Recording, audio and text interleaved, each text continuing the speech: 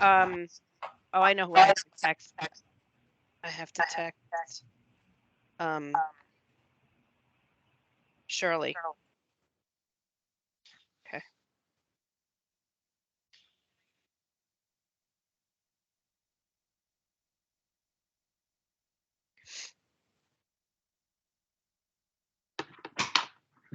Okay, she's not here yet, right? Okay, so I just texted Shirley. So for oh, here she is. Hi, Shirley. Hi, good morning, Good morning. everyone. So if everyone is in consensus, what I would really like to do, and I just wanted to offer this out to everyone, is we have Ignazio Accardi. Welcome, Ignazio, for being here. He will be doing a presentation on Flushing High School. And for sake of time, he asked if he can go first. He'll take about 15 minutes. And then we can go through the rest of the meeting around going through the agenda, going through and approving the minutes through consensus. So is everyone okay with Mr. Accardi presenting first and then us formally starting the meeting? Is there anyone who is objecting to that? Okay, so before Mr. Riccardi does speak about Flushing High School, I do want to congratulate him on all the amazing work he has done across the years as principal. We know that as a DLT, Flushing High School is something that we do need to address on our DCEP. And it's Gus, do you want to explain why just really quickly to some of our newer members? Yes, the district is a district in need of improvement. All the high schools, for New York State accountability purposes, are counted as part of the geographic district. So even though Superintendent Lindsay, Flushing High School is under Superintendent Lindsay, it district and Superintendent Lindsay and Gibson, soon to be superintendent, has multiple districts. Uh, the status of Flushing High School impacts on the entire district being a district in need of improvement. Yep. And the way it's determined is they're a TSI school and targeted school for improvement, which means that one or more subgroups is why they're identified. Yep. So there was a recent school visit, and we did ask for an update on that from the high school superintendency, and Mr. Accardi did agree to come and talk to us a little bit about the progress that he has made. I also want to thank Principal Accardi for his efforts in working with our middle schools, really doing outreach to connect with the community. I've spoken about this for a while, that since I started teaching in District 25 years ago. Um, I've always been very passionate about our families having choice. It's one of the reasons why we are a middle school choice district, where parents should feel comfortable applying to any middle school across our district. And we do feel the same about our high schools. And we wanted to really break this stigma of Flushing High School. And I know that Principal Accardi has worked really, really well with our community to do that. It is a beautiful campus. I've heard we're having some graduations there. I'm really excited to be able to attend it. So I'm going to turn the meeting over to Principal Accardi. Thank you for being here today, Ignazio. Of course. Thank you, Superintendent Domingo. I really appreciate the opportunity, and everyone, it's really great to see you. Some of you I presented and worked with before, and others who I'm just meeting. Just a pleasure to be with all of you. My name is Ignacio Cardi. I'm the proud principal of Flushing High School, and I really appreciate the opportunity to present to you and for making that flexibility in your scheduling for me. So without much further ado, I'm just going to jump right into my presentation. Is it okay if I share my screen with you with it's going to be brief. It won't be long. Is that okay? All right. Yep. going to share. Okay, you should be seeing my screen, the Flushing High School District Leadership Team for May 9th today. So some things I want to go over with you. That's my goal in this work with all of you today. And then, of course, opportunity to ask me some questions, which I think is important. I think, you know, a presentation only does so much. I think dialogue is really, really important. And so I'm going to talk a little bit about our data during the pandemic. I'm going to talk a little bit about currently the state of Flushing High School, a state of the school, if you will. I'm going to take a deep dive into graduation for 2022. I'm going to talk about Flushing and District 25. You know, so as Gus said, we're a part of the district. We not only pride ourselves at being a flagship school, but you know, it's unmistakable. Our campus and the scaffolding is off, and the sun is shining, and it's a beautiful, beautiful thing. I do want to touch upon our TSI status. I promise not to get too heated about that. Gus, calm me down when we get there. And then finally, just share some really, really important pieces of pride with all of you, and then give us an opportunity to engage in some dialogue. So that's my goal. Let's jump right into some data. So this is our most recent graduation data. We've achieved an 83.75 graduation rate. And this is, you'll soon see, I'll have a graphic for you. This is starting around 60% back in 2017. Our identified subgroup, as all of you know, is the Latino or Hispanic subgroup, and that graduation rate stands right now at 79%. Our SWDs, the students with disabilities, stand at 70%, and our Ls at 52%. How does this compare to how many students had to receive waivers? A large percentage of our students had to receive one or more waivers. Now, what does that exactly mean? And so across the city, 75% of students had to receive waivers for graduation. But the number is a little bit misleading. Our students here at Flushing High School, as you've heard me say, take a rigorous curriculum. And so all of our students are basically encouraged, challenged, and really, really pushed to obtain advanced Regents diplomas. And so they received waivers under the state guidelines in the last 2 years because Regents exams were eliminated, but not necessarily for graduation. They may have already had their 5 exams to qualify just for graduation, but they received additional waivers because they were taking the rigorous coursework that would have allowed them to take an advanced Regents diploma. So don't get too much hung up on the fact that such a large percentage of our students needed waivers. Across the city, 75% of students needed waivers, and we push every student to go as far as they possibly can. So a child may have qualified for graduation without the waivers applied at all, but we applied them because they passed the rigorous coursework under the state guidelines, and therefore were entitled to their advanced Regents diploma. Okay, this is a really important graphic for us, and you know, I say notice and wonder, and you could do that silently, and we could talk about any questions or things that you noticed. But it's really, really important because you have New York City data on one end and Flushing High School data on the other end.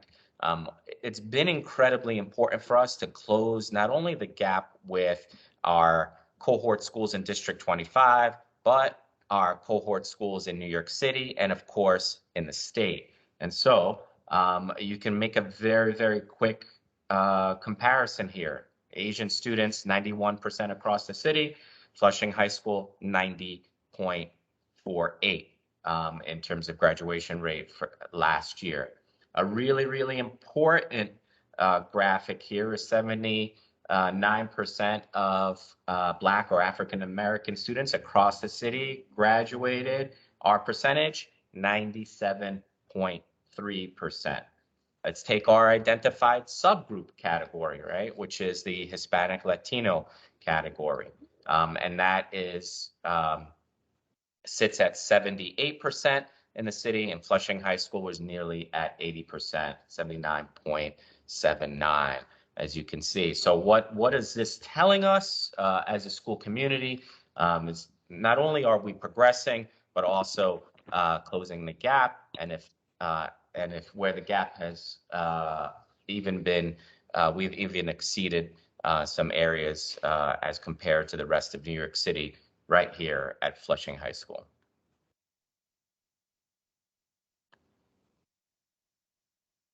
If you bring up our website, you'll be hit with this, right? I think that putting this together is a really important piece for us. We started this work together. All of you met me back in 2017. I was a lot younger, I had a lot less gray hair, but we were at 60%, and we got the ball rolling in 2018 at 61.98. 2019 was a big year for us at 69%, then at 77% in the pandemic, and then finally 83%, which is just fantastic comeback. You guys are familiar with this, or at least somewhat familiar with this. This is our comparison with some cohort schools and where we fall. So you might be surprised at where Flushing High School has landed with its graduation rate, and some of its neighboring schools, but also some schools that you wouldn't imagine us to be grouped with. And I will let this graphic speak for itself. You'll see where we are there, and you also know our history of where we've come from, the schools that we have already surpassed, and those that we are very, very quickly catching up to. And so this is an important piece of information for us, and how we move and in what direction we are moving in. Okay, so that was all of last year. How are we looking this year? Our goal is 86.8 for this year. Okay, we do a very careful tracking of our graduation rate. It would be safe to say for us to hit 85%, but we think we can exceed that. We're optimistic. We're in May. We're pushing very, very hard. And so we have, we just had, Gus could fill you in some more on this. We just had a recent visit with our TSI team from the district and Gus's team, and we went over this in detail. And so we're pretty confident that this is what it's going to look like this year. Of course, anything can happen, but we are really, really, really confident of a favorable outcome. And the reason why I can say this, and principals, very rarely say like we're really, really confident this occurs, because most of our senior class are free and clear of Regents exams, and it's a matter of just finishing strong within their subject areas. And we have an incredible staff of teachers who are really, really supportive of our kids and really push them very, very hard, and incredibly motivating to our students. So I have no doubt that our staff will be able to shepherd these children through for us to make a historic rate yet again. District 25 and Flushing High School. This is absolutely something to be proud of. Absolutely something to be proud of, right? Class of 2022, which is the graduating class right now. What percentage of our class came from kindergarten goes behind the pre-K. I'm sorry, I didn't catch that. No, we had to just mute someone. That's okay. Oh, okay. So 13% of this graduating class are juniors, 16.4%, our 10th graders, 19.8%, and our freshmen, new to our school, 25% from District 25. None of this would be possible without your support. You all have been instrumental in having us come to the forefront of the work of this district. The fact that I'm addressing this esteemed body now for the third time is testament to that. Like Superintendent Domingo has said, I have visited middle schools, I have handed out swag, I have talked to parents, we have booked our auditorium, we have hosted tours, we do all the things that will help us spread the word about our school. You know, the pandemic has slowed us down a bit, not being in person, all that. And so I have great hope that that 25% is only going to increase from here, that we are finally seen as a viable choice. And that has been no small task because, you know, parents deserve only the best. And those of you who know me personally know that I lived in District 25 for a very long time, and when I set out in 2017, I set out Flushing High School to be a place where my child can apply to, and I will be comfortable and happy with their education. And that's the mission that's my personal mission for Flushing High School, and I think that the word is getting out, and we are making progress in that respect. So I am very proud of that. This is how we do it. This is our not so secret to success. You'll see that we infuse a number of aspects to this work. One is a very rigorous curriculum, and two is community-based partnerships. We are a community school. We have wraparound services at our school. We have college advisement that runs very deep into the work. I could get into detail with any number of the aspects of our formula, but suffice to say that they work together in a way that's very systematic and designed to lift all boats within our school community. And so maintaining it and maintaining parts of it during the pandemic has been a little bit of a challenge because we've had to go obviously digital and virtual and all of those things. But we are very happy to be back fully in person, and hopefully it continues and stays that way. And then we can continue on our formula because I think it's a winning formula and it works. I included this. I don't know, as well as the state still hasn't put together exactly what the criteria is going to be. I challenge anyone to go back to the slide that I showed and us amongst our cohort schools and which one of those schools are under state sanctions. I gave you a list of nearly 20 schools there, and Flushing stands out as one of the only two that are under state sanctions on that list. And we are above many schools in terms of our graduation rate and our success rate. So to me, it's mysterious.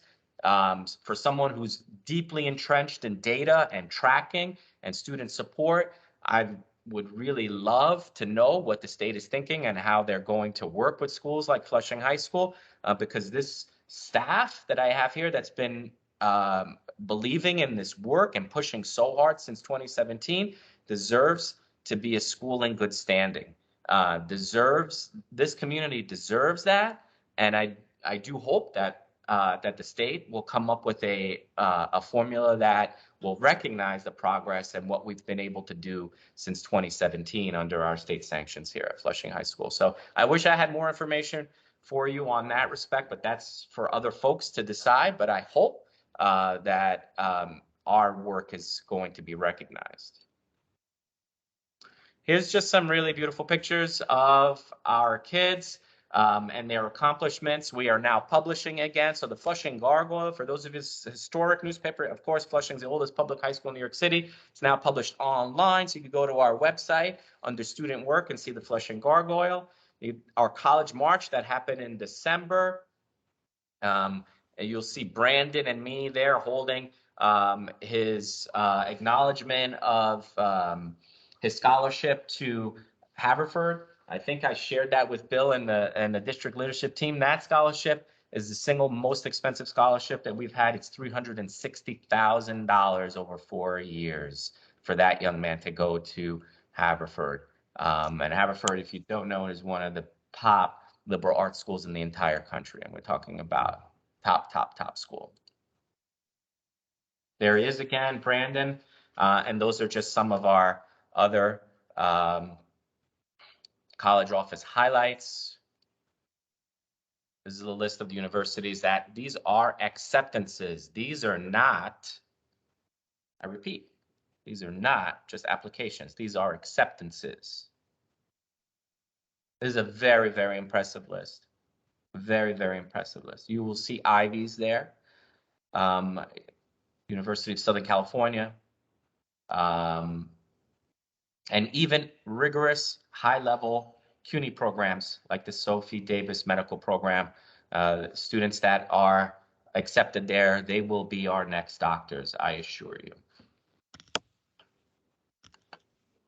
And finally, let me leave you with the very beautiful image. This was our graduation over at Levitt Field last year. We were able to pull off what seemingly is the impossible in being able to put together a graduation under such conditions. Our students were really, really happy. Our staff was heroic in pulling it off. We look forward to a more normal graduation. We'll be at Queens College this year, back where we always used to be. This was just something that we needed to do for our students, and we were able to pull it off. And again, it's just a historic thing for us. So I'm going to stop talking and give you guys an opportunity to ask any questions or provide us any feedback. You know, above all things, I am a learner. I listen very intently. And so if there are things that didn't appear here that you're curious about or want to give us some feedback on, please, please, please do so. I'm going to try to stop sharing my screen. You should leave that beautiful picture up there, Principal Accardi. Thank you so much. Are there any members of the DLT that have questions? Joe, I see Joe DiBenedetto. So, can you hear me? I can, yeah. Okay, so Principal Accardi, I'm so happy to see you. I met you back in 2017. Our goal as a CEC was to make parents want their kids to come to your school. I'm proud of you. You really, stepped it up and you showed us a lot of improvement. So the question I have actually is for Gus is, how do we get Flushing High School off of the TSI category? Because I think if that comes off, you're going to see a lot more parents having their kids apply to your school. Well, that question is a question that I'm asked all the time, and I'm afraid I don't have a precise answer. The state is currently in discussions with the city about the data and how they want to handle the data going forward because of the pandemic, to make determinations, accountability determinations, and take schools off of the list. I've been advocating that Flushing High School and Bryant, for that matter, should have been taken off the list already.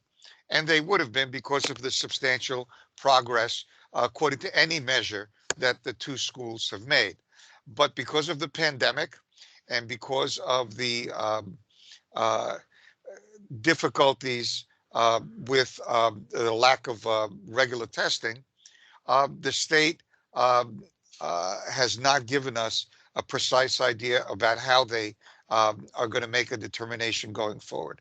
The expectation is, and this is based on, Principal Accardi and I and Bill Doyle, we discussed this and during the recent TSI visit, because it always comes up. Principal Accardi saw the New York State webinar. I think he participated in it, and it's not an official line, but the underlying idea that comes from that webinar and the state information is that this year's data will be used as some kind of a measure for determining status going forward. We don't know exactly how that's going to be done. There are issues involved because of social emotional toll and the other factors having to do with the last 2 years. but regular Regents exams are being given in June. The results will have, usually we get them over the summer, I believe. And the state and the city are currently under discussions. The state did ask the federal government for a waiver. And, I have not seen the details of that waiver, but just to put it in sort of a ballpark way, they asked for a pass, for this current year and the next academic year, and that waiver was denied. So some kind of accountability determination has to be made for next academic year, but we don't know exactly how that's going to be done. Every week I meet with Sharon Rencher, along with my entire team, and this is the question we keep asking. Um, I think I met with Sharon last Wednesday, and it was soon after our visit to your school, Principal Accardi. So I said, I got this question today, or what was it, yesterday, from Principal Accardi in Flushing High School. What do I tell them? And the response was, well, you can't say anything definitive at this point. We're aware of it. And everybody is in a wait and see attitude. So I'm hopeful that during the course of the summer or early next academic year, we will get a resolution to this. And I'm optimistic that you will come off the list.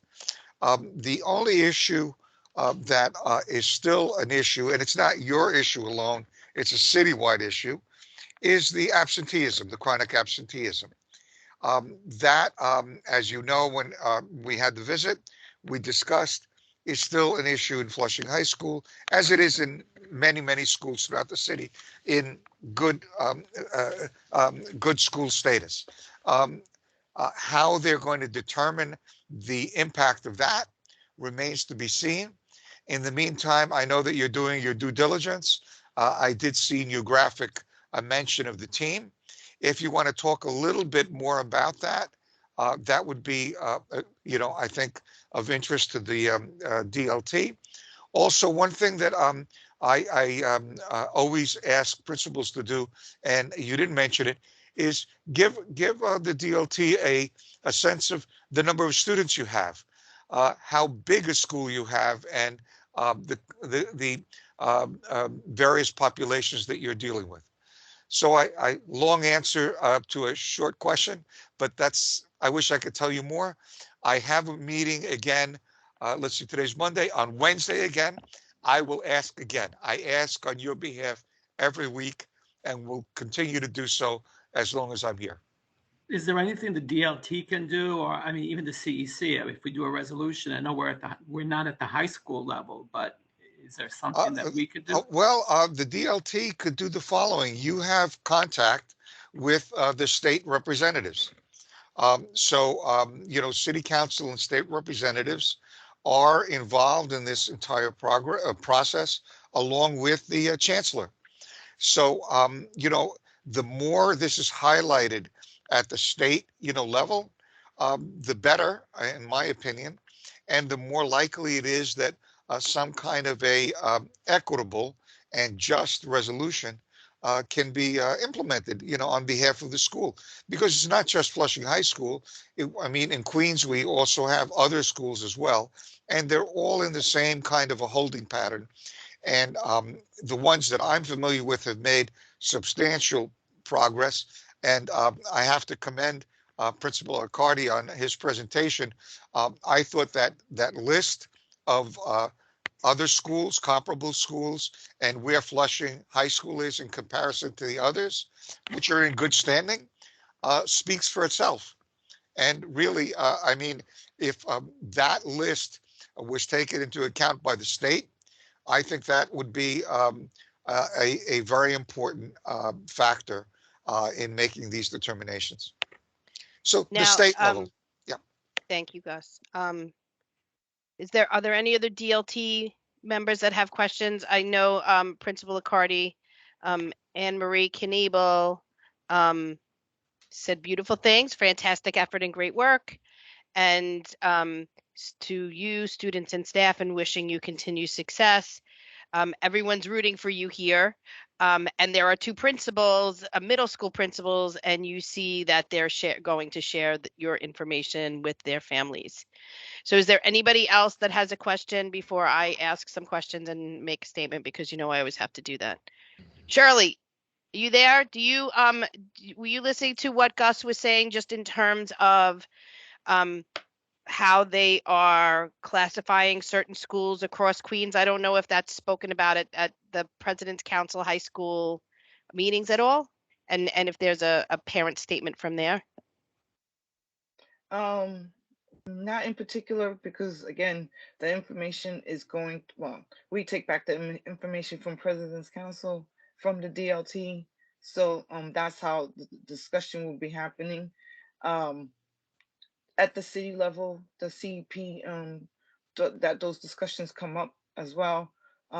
We have to wait. It really have to wait to the state to make a decision on just those schools who were under TSI before the pandemic and during. Yep. A lot of these schools, not just here in Queens but across the city, have improved during the pandemic, and they haven't made that decision. So it's as Gus says, we need to the city and DLTs need to lobby, the state to make a quick decision and get these schools that have improved off the TSI list.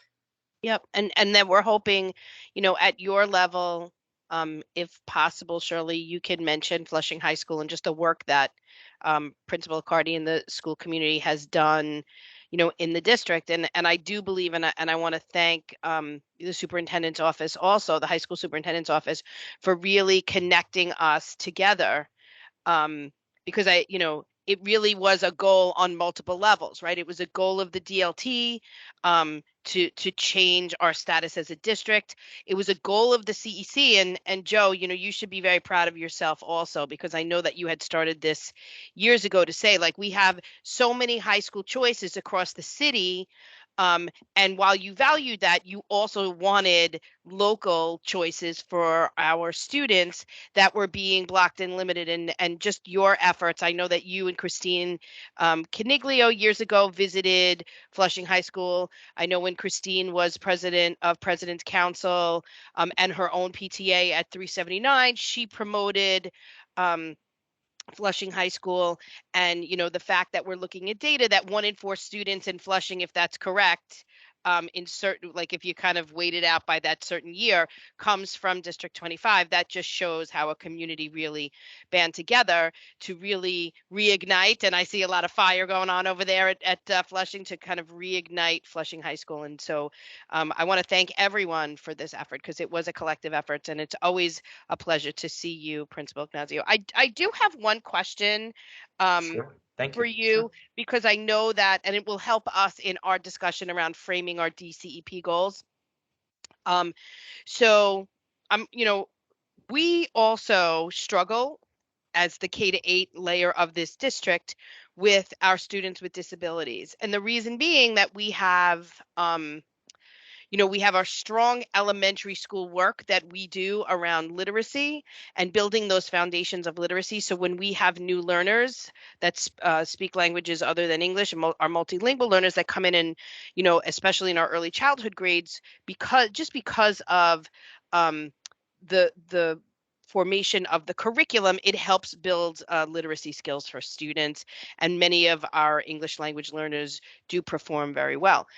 What happens in our middle schools is that we get a new layer of multilingual learners for the first time, right? And so I think the struggle in the balance is within the curriculum and making sure that students are exposed to on grade level work, but at the same time have these language barriers.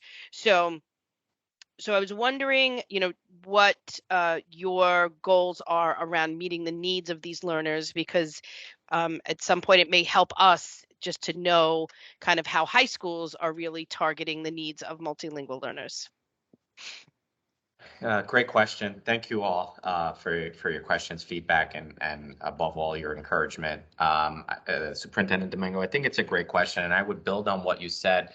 The problem in the high school is exacerbated by, again, another layer, and especially newly arrived students to the country, Flushing, Corona, College Point. These are locations where families go first, meaning that we are the first point of contact, the first school that they may be seeing outside of their home country or since coming to the United States. And so and you'll see in our subgroups, it's subgroups that they're not cited under TSI, but their graduation rate could be significantly improved. And a lot of it has to do with the language barrier that is in place. Now, I will say that from the last 2 years, there's been a significant uptick in the number of English language learners that are graduating, and that is because of the waiver system that is put in place. It is a contributing factor. Now, what does that tell us, right? So on a sort of policy level, I'm just going to speak to a policy level. If there are safety nets for students with disabilities, right, and there is somewhat of a waiver system for newly arrived immigrants, but not for the English regions, which is the most difficult regions for an English language learner. Do we need to, on a policy level, look at that a little bit more carefully to see how we may be able to better serve our students? So that's just something on a policy level. It's for you folks in your work, and if you know that could frame a little bit for you, I'm always happy to contribute to that We're just conversation. going to throw that question at Gus. Gus, no, not to answer, just to know. Go ahead. Go ahead. Well, this is an issue that Principal Accardi and I have talked about many times. One has to keep an eye on other subgroups while at the same time improving the identified subgroup, because the last thing we want is for Flushing to get off of the list because of the Hispanic subgroup, but to get re-identified because of else. Yep. So, it's sort of a multi-tiered approach that one has to take all the time, and it's just the nature of the way the accountability system works. Yeah. So Bill, and I think this is something we could talk about also with Principal Accardi. That's where we really share some strong similarities, amongst our schools. So if you look at it, one of the things that you had mentioned, Principal Accardi, that we take a lot of pride in, if you look at historically, Flushing is a space where we receive a large number of new immigrants coming here to better their lives, and we celebrate that, and we welcome that, and we value that as part of our community. And so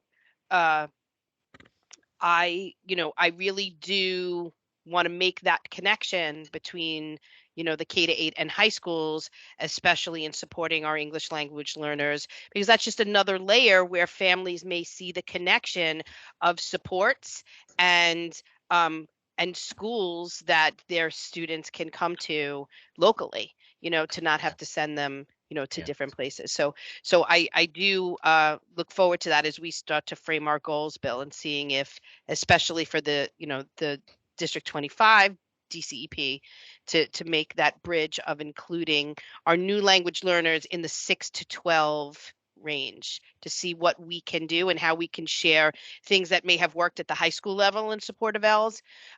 Because, for somebody who, and you mentioned this, Ignacio, where you said, when I was in college, I worked in the writing center where my role was to help, because I was in a literacy and an English major, was to help new language learners that were coming to University of Buffalo write their papers, because their professors were holding them to those standards. And they were language barriers. They were not content barriers. They were not learning barriers. And so I think the layer that you were alluding to, which is also very important, Ignacio, is to prepare, all students for for college in the way that they need to be prepared for. And that includes our English language learners. So like, what are the skills that we have to support them with?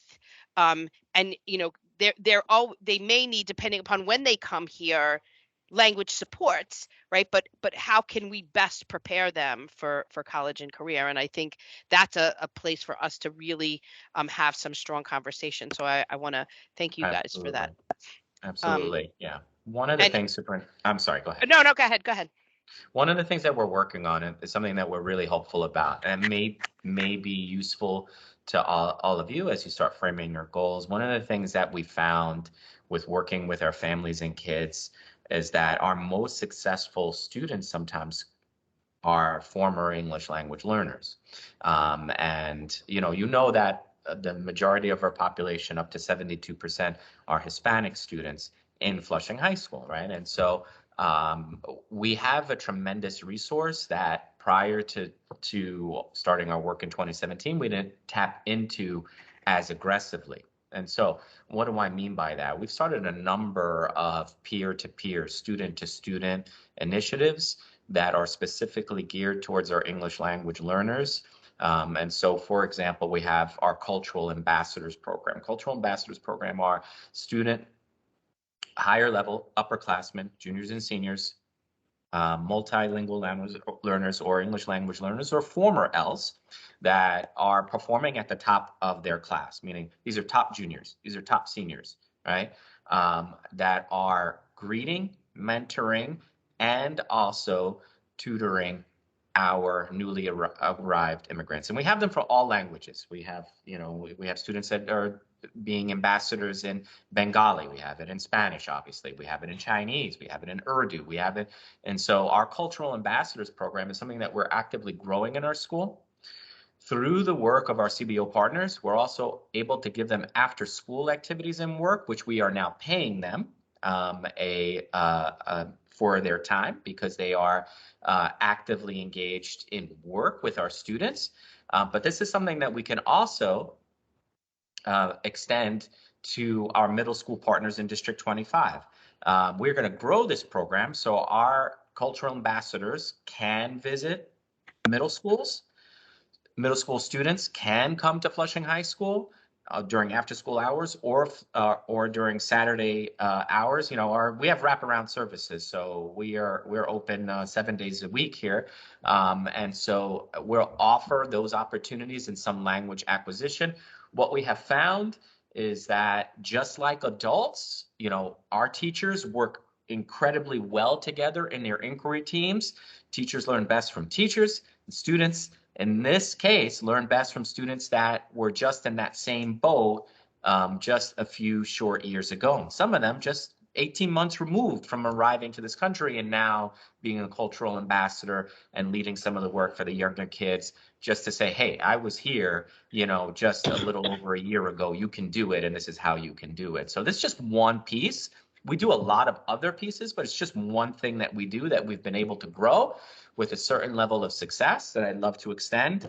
And if it can make its way into some of the work of the DLT and any goal formation, I'm happy to engage in additional conversations. Yeah, great. So, Ignacio, if you could, I mean, and this is no way to check up on you, but to maybe really help us and expand our ideas around how to service these learners as you craft your CEP goals for next year, or if you have any programs that you can send us for us to really make our own reference to, we would appreciate that. And Bill, the same for some other high schools that that your superintendent's office is working through that, like, that have had some success. We're very interested in seeing some of that as well. If there's a way that the high schools can send that to us, we would appreciate that. And so I just want to end once again by thanking Principal Accardi for being here. You are doing a tremendous job, and we know that.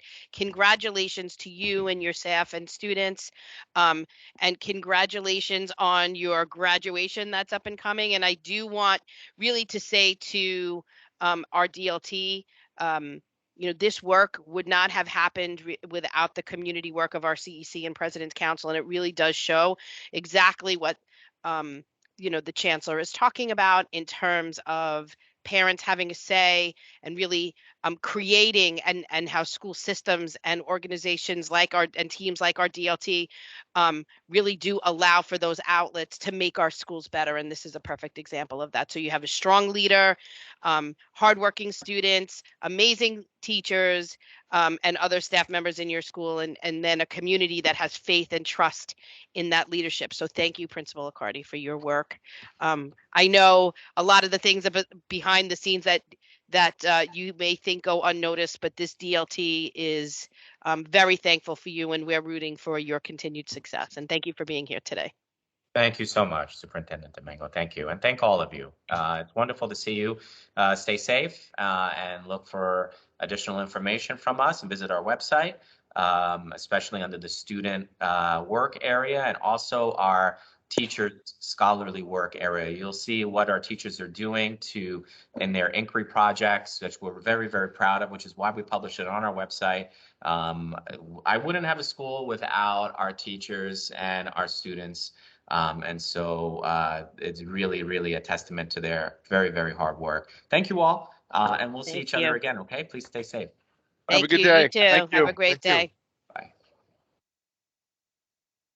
Okay.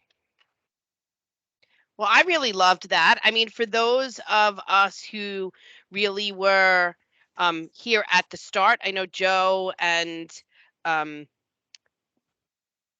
to think. I think me and you are the oldest people here. Um,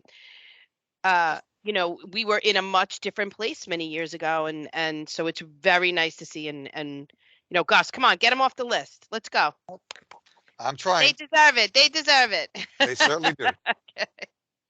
All right. So at this time, if I really would like to, we have really long minutes. So if you can put them up, Lewis, and I'm hoping people took some time to review it.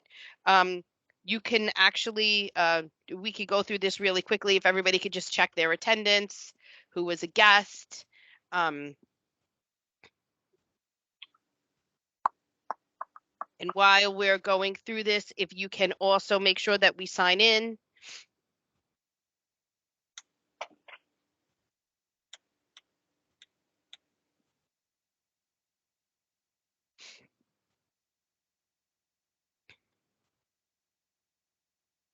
And we do see a guest online. We want to welcome you, but we just want to make sure if you're a DLT member that you sign in as a DLT member, but you can also sign in as a guest as well.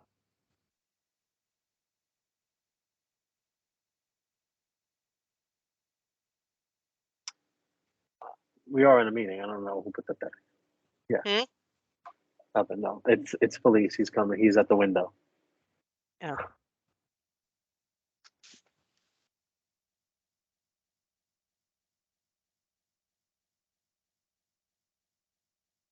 Oh, wait. No, he.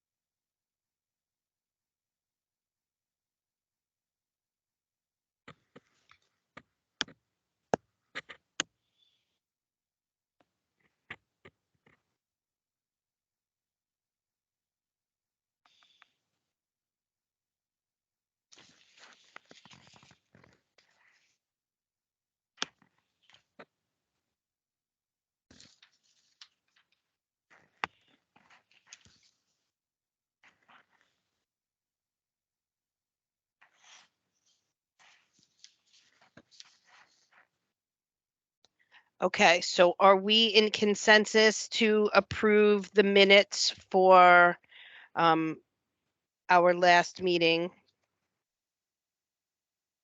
on Monday, April 11th? I'm in consensus. Okay. Anyone, any objections? Not a consensus. Okay. So let's go through our agenda. For sake of time, and I always say to myself, well, while I'm planning these meetings, I'm like, wow, we're going to end early, but it never, because we're always so full of really good work that we do as a DLT, and I just want to say that, and I'll be sending a thank you to Principal Accardi for the presentation that he gave today. I think it was very informative and is happening at a great time of the year as we are beginning to think about what our goals are going to look like for the 2022-23 school year. Okay, we do need to make a change on the agenda. That's supposed to say SLT Biennial Survey Review Activity. Not act. We're not, setting any laws, but so I would like Louis, if you can make that change, and then as you can make the change as we're going through the activity. I did send it to you guys over the weekend, but Louis, if you could just put it up on the screen. And this is something that we did last year in terms of our DLT in response to the answers from our SLTs around the biennial survey. And what we did was we created a document, which if approved by the DLT today, we send to all of our SLTs. The principals as well as the SLT chair people. Wait, don't go through it again. Just stop for a second. I want to talk through it. For them to engage in this activity both at the end of June to kind of clearly talk about their SLT health, but then also in September so they can start to set goals for themselves if they see some of the gaps in the expectation. At the same time, they can also ask for support from the DLTs. And as you know, that we do have our DLT district-wide training every year, but we also have recordings that we can refer them to, which I do include at the end of this document. Okay, Louis, you can kind of put it up.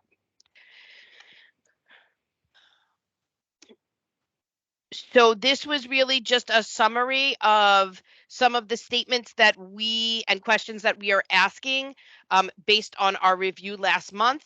So it just gives them a thank you about taking the biennial survey and how their responses help to organize SLT training and the development of our District 100.11 plan. And then it really says that what you do, this is what we could do as a support to ensure the success of students. We analyze the results and then, wait, go back up. And then we analyzed the results during our April DLT meeting, and we organized some recommendations and questions for the SLTs to consider. And we asked that they work collaboratively and unpack and discuss this document as a team during their June 2022 SLT meeting, and again in September or October. And then, okay, now you can go down. And then we thank them for what they do. This is really just an overview that comes directly from the DCEP around what the 100.11 work is. You can go down.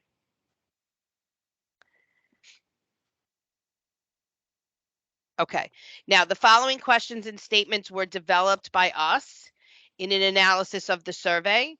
And we said, please use them to discuss the current state of your school leadership teams, practices, and cultures. So the first, we talk about the range of responses of strongly agree and agree, neither agree or disagree and strongly disagree.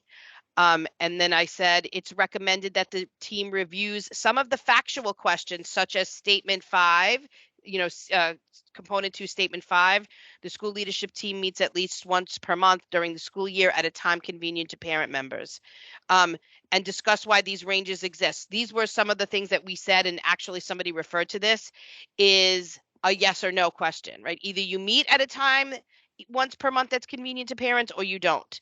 And then I put, it is also recommended that each constituent group give feedback, because I know that that's something that was highlighted at last year's meeting, like school leadership may think different from parents, may think different from DC 37, may think different from teachers. So is everybody good with that one?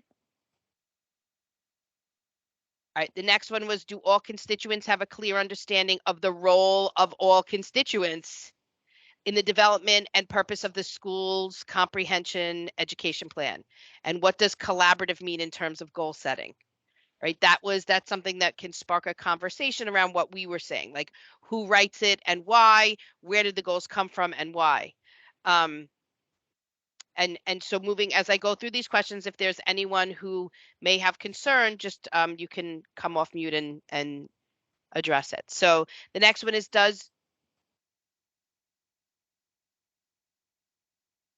oh yes, yeah. Louis, you'll just flag some of the grammatical errors. That says comprehension, it's comprehensive. The next is, does your SLT have a process to gather feedback from the community regarding the CEP goals and action plans? Are all constituencies represented?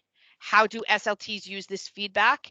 And I use specifically component 6, statement 3. You know, that comes right out and says SLT actively solicits feedback from the community. The next one is, are you discussing the CEP at every meeting? And I used component 2, statement 4.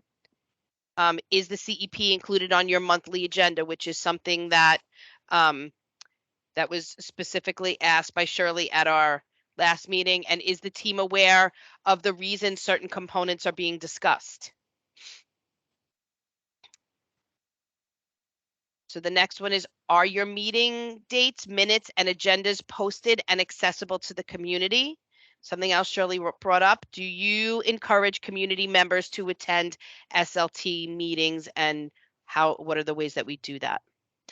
The next one is, does your team have a conflict resolution process?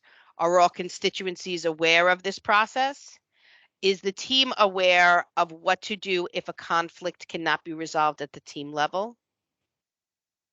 The next is, how are you ensuring that the work of the SLT and CEP is transparent to the school community? Is there an engagement plan for this process? And does the SLT actively solicit feedback from the parent community? I think this is a repeat question, but we can go make those corrections. All right, Louis, go down.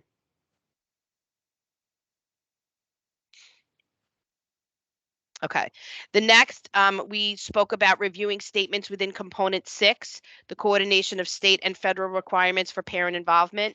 Many district responses were neutral and discussed why constituents may be answering this way, especially when we have clear trainings and meetings and supports for our communities around state and federal requirements around parent involvement. So that was something else we highlighted last year. The next was, do members of your SLT represent the diversity of your school community? Has there been outreach to attract diverse community and staff members?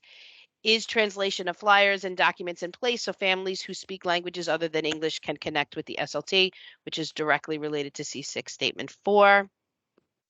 And then for question 10, is there a DC 37 staff representative on your SLT? And I just want to make sure we're all okay with this, as we have been in years past, is that District 25 DLT strongly recommends a DC 37 staff member be part of the SLT.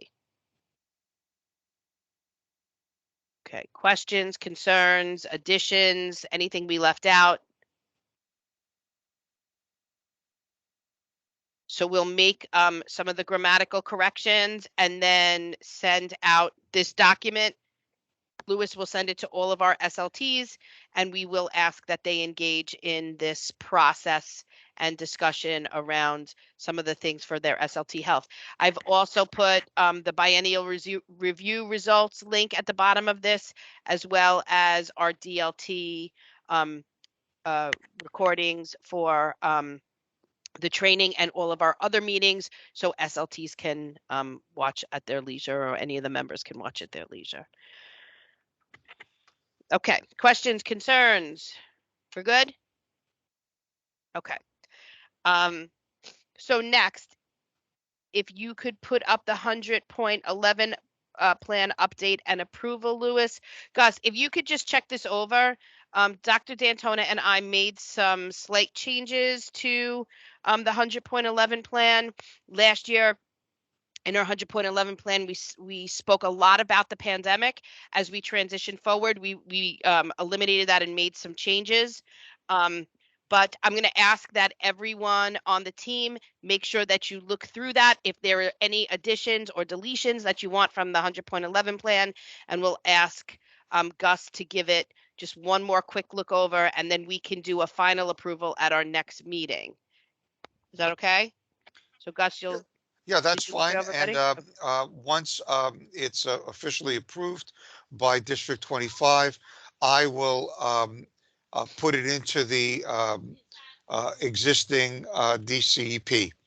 And of course, going forward, it'll be in next year's plan as well. But Because it's for 2 years, correct? yes, it's for 2 years. I So what just want to make sure that we didn't leave anything out from your lens, Gus, as I know you yeah, look I through have a the. copy of it as well, so I'll compare the two. Okay. And one thing that I don't know if you did or not is, and it's a little tedious, but there's no reason why you should spend your time doing it. I'm going to do it for you. Is that there's a slight change in the template um, uh, between the last time we had this plan done and the DCP for 21, 22. And so what I have to do is I have to cut and paste into the actual document rather than just update it, on the existing old template, because there's a slight difference.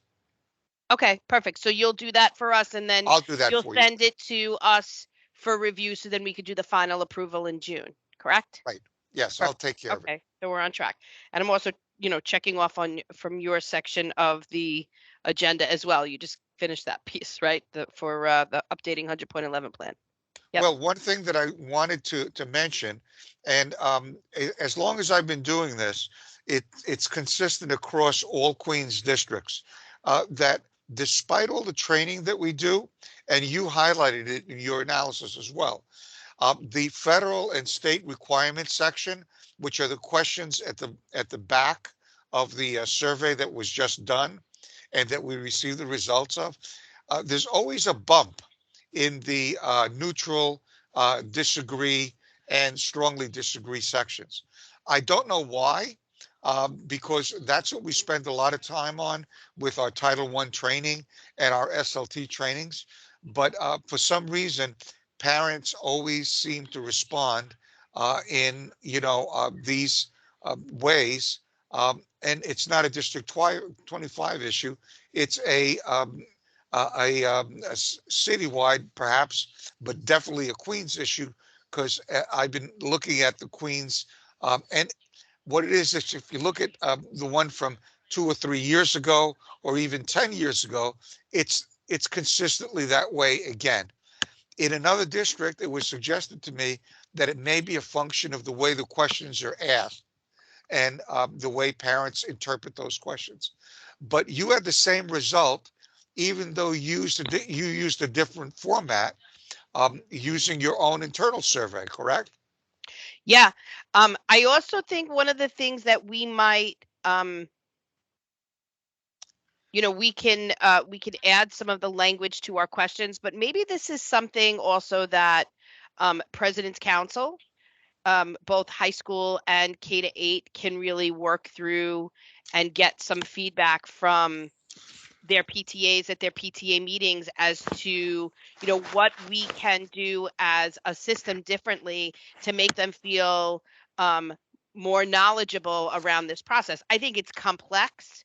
I think there's it may seem not so complex to us, but I know that, everything that's grounded in it is so often confusing to parents, right? I mean, we're actually just working on training our packs through our DPACs and kind of talking to them about the difference between a pack and a PTA, right? Like there's just a lot of nuances and questions that parents ask that we may be able to, with permission of Shirley and Francis, kind of solicit some more feedback from our PTAs that maybe they can bring to their SLTs, to really start lifting the level of conversation around the federal and state guidelines that can build parent understanding in a different way across our schools.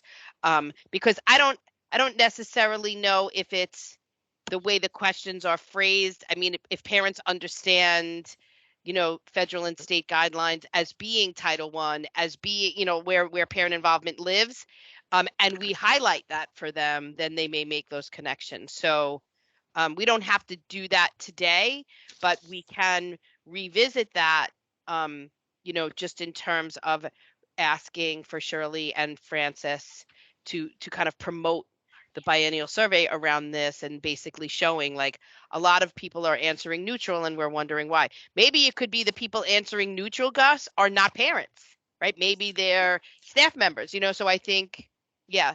So I think that that's another way that we can ask that question. Yep. It's an interesting phenomenon. I encourage the DLT members, look at the survey results starting on page 12, and the numbers jump to 33, 29, 36 when you add up the neutral, disagree, and strongly disagree.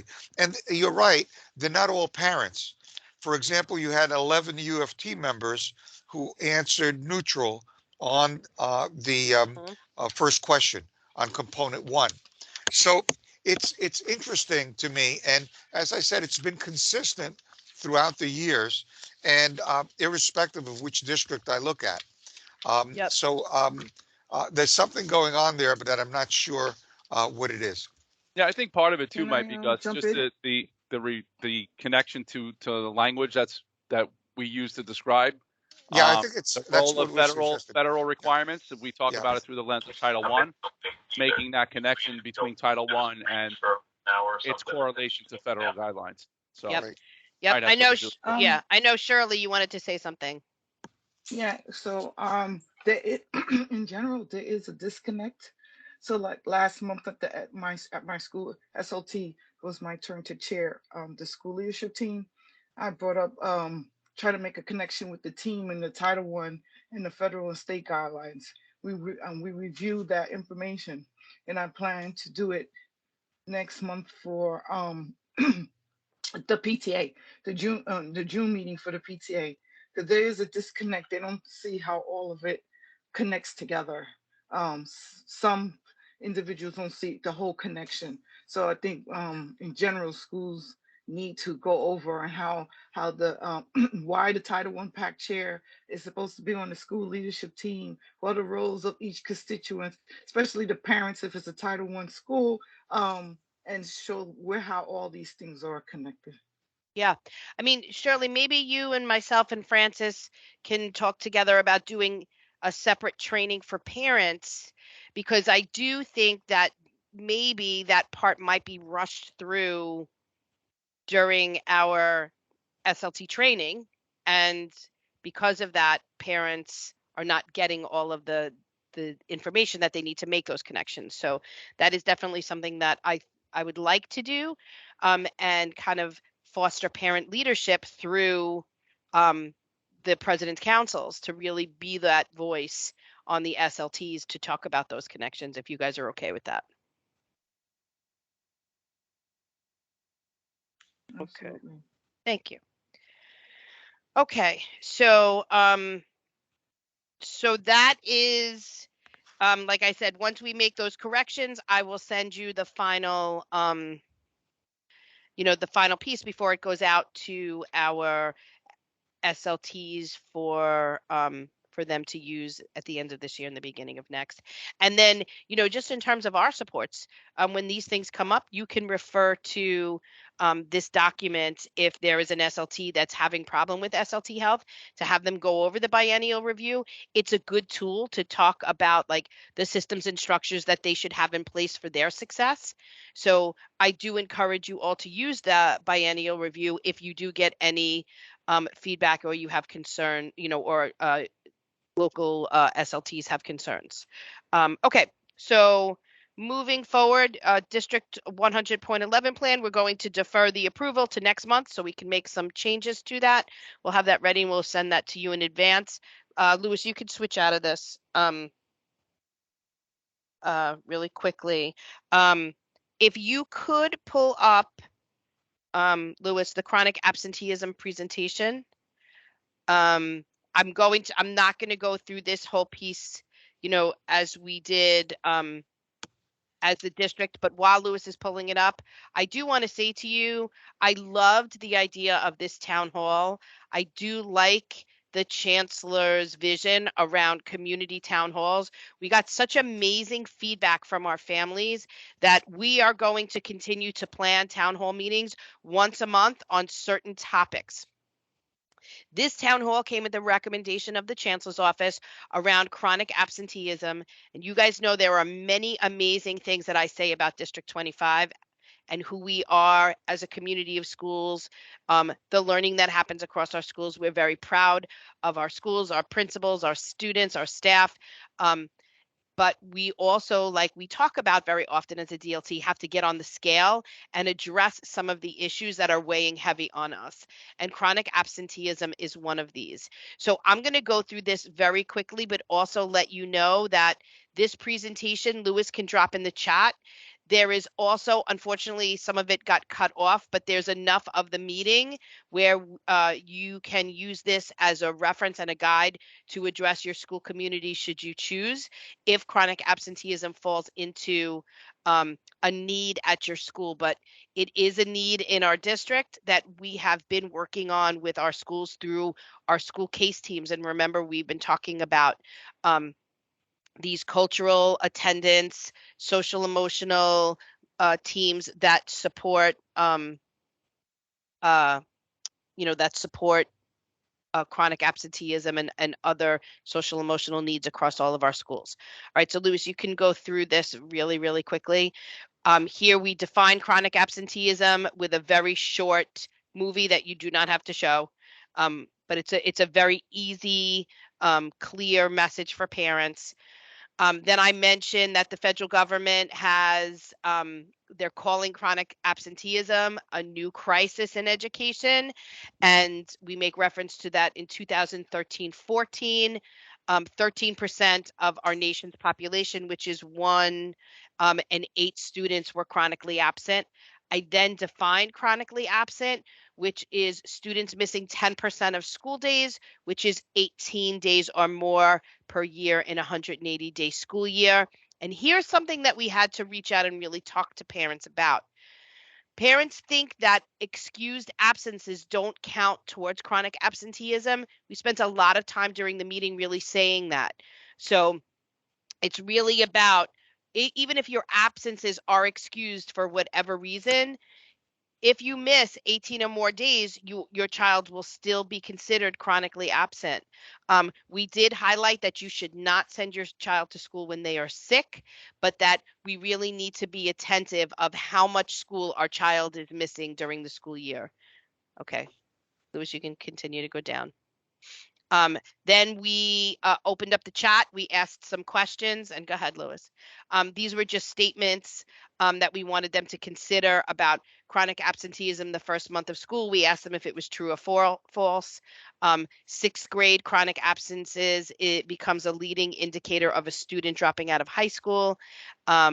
And students who miss 18 more days of school, which is only 2 days a month starting in kindergarten, are less likely to learn to read by 3rd grade and graduate from high school. Okay, keep going. And we opened up the conversation about that, obstacles parents face in getting their children to attend school.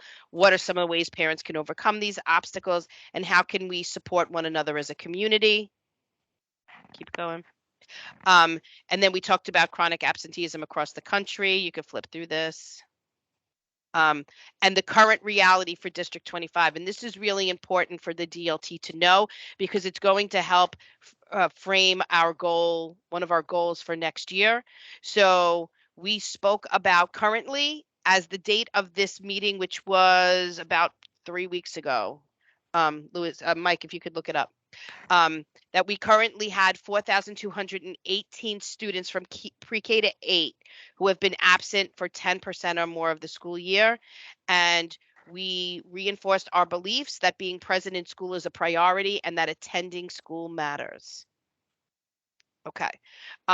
Here's some concerning data that we've been talking about at the school level and with parents, right? So if you look at our pre-K, and we all really talk about how important pre-K for all has been, the work that we're engaging in with our pre-K students, how that is preparing them for kindergarten, just the learning and socialization that is part of our pre-K.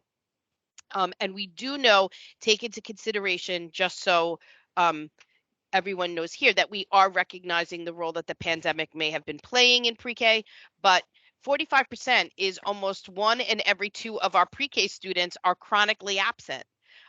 Kindergarten, it's 1 in every 4 of our students are chronically absent, and first grade, it's almost 1 in every 5. So we're talking about a lot of students in the early childhood grades, and something that I'm going to show you in the next few slides is what I really wanted parents to see. Okay, go ahead. Okay, keep going. Okay, so this is really what we focused on about students who are chronically absent, miss out on fundamental reading and math skills, and the chance to build good habits of attendance that will carry them to college and careers. But a national study that was done focused on chronic absenteeism and students who were able to read by 3rd grade. So kids with good attendance in kindergarten and first grade, meaning they missed 9 or fewer days in both years, 64% of those students were able to read on grade level by 3rd grade. That was reduced dramatically of kids with at-risk attendance, meaning they missed more than 9 days in both kindergarten and first. That went from 64 to 43%. And then if you look at kids who are chronically absent in K or first, that went from 43 to 41. But then kids who were chronically absent in K and first, meaning they missed more than 18 days both years, that drops to 17%, from 41 to 17%. So one of the things that we really want to start connecting with our families more is understanding how quickly chronic absenteeism creeps up. Look, as a parent, I told the story. My daughter in high school, she kept missing first period. School starts at 7:20. She was chronically absent in math. It happened so quickly, and then we had to make those corrections because at certain points, we as a system do target potential chronically absent. She was able to make the correction, right, by making sure she's at math every day. But there were things that I had to do at home too, right? I needed to support her. I needed to make sure she was up. I needed to kind of move her along during the day, and help her reconnect with good habits and rebuilding her habits of attendance, right? She was not going to do that alone. So I think we all know that sometimes it takes us to look at data such as this to sort of reconnect ourselves, where if I'm trying to make a decision and say, should I bring my daughter to school or not? Now I'm knowing this, I'm going to bring them to school. So I think this was really the most important slide of this meeting. Okay, go ahead, Lewis. And then we just went over that. You can flip through this. Okay, but then we started talking about the current reality of student performance in District 25, about students who are chronically absent versus not chronically absent. So if you look at this, the students in orange are the students who are not chronically absent. And if you see the students who are performing on our iReady data at mid or above grade level, early on grade level, and as we go below 1 grade level, 2 grade levels, 3 or more grade levels, and this is for literacy, students who are chronically absent are scoring below grade level, above, in comparison to our students who are not chronically absent by 18.5% in literacy. And then the next one, Lewis, is math. And in math, it's by 31%.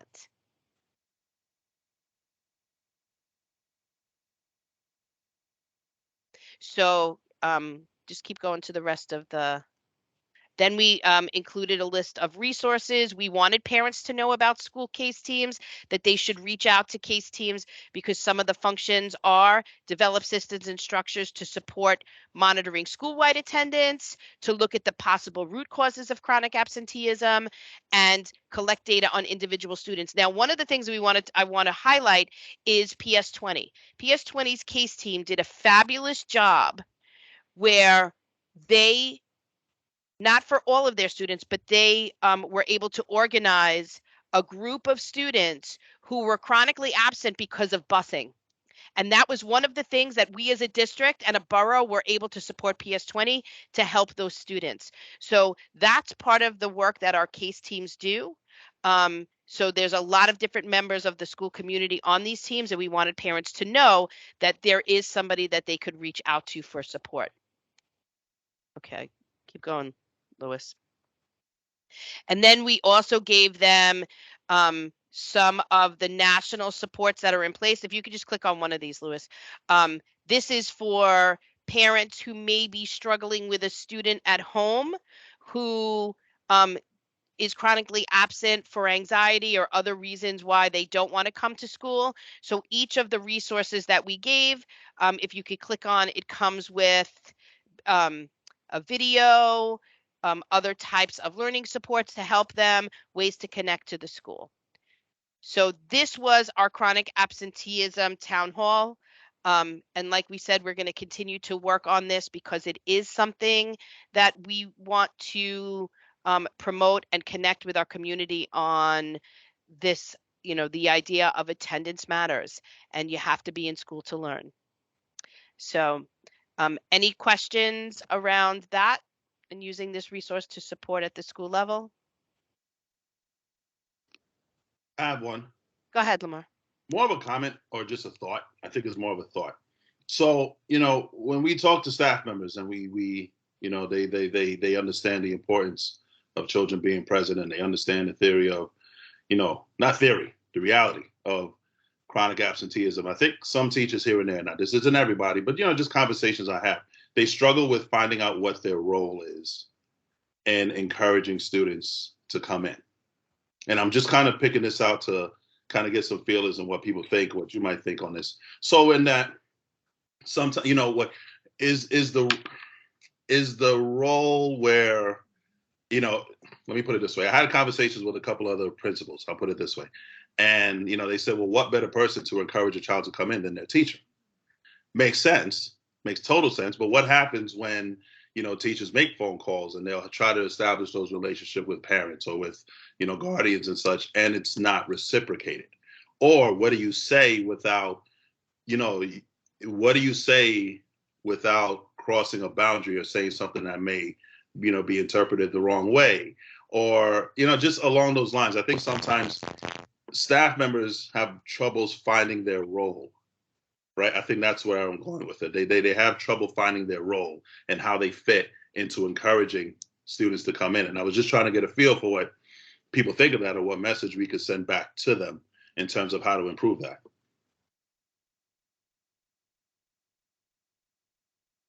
Any recommendations? I mean, I do know, Lamar, that was one of the things that when I do visit schools where their case teams are really working to kind of build good attendance policy and practices, teachers are included in the training and the work. There's also been talk at certain schools around using parent engagement time to make connections with these families, to really encourage students to come back to school, to be a part of the learning. And it's in times like this where we want to come from a strengths-based lens and say, when Danielle is here, this is the amazing things that they do. But I do suggest that schools, both administrators and teachers, kind of talk about that together to say what that can look like at the school level, just in terms of where is the chronic absenteeism happening?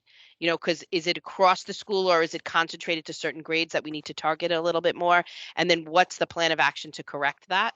I do know that schools that have chronic absenteeism issues, you heard Mr. Riccardi talk about that chronic absenteeism is a concern in his school. It's like each school really should talk about how to manage that in different ways and what's good for their particular school.